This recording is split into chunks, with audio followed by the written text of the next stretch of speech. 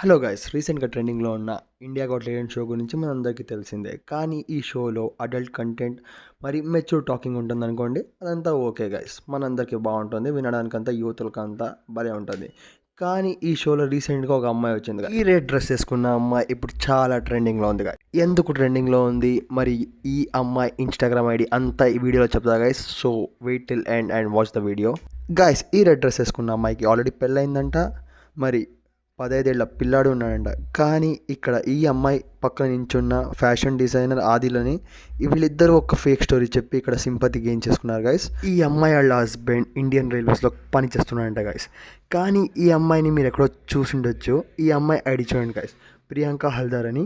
ఈ పిల్ల ALT బాలాజీలో adult web series మరి నీలి సినిమాలంతా చేసింది గైస్. ఈ అమ్మాయిని మీరు ఎక్కడైనా చూసారంటే తెలుసుకోండి, మీరు పాడైపోయారని. ఈ అమ్మాయి ఇన్స్టాగ్రామ్ ఐడి ఇదే గైస్.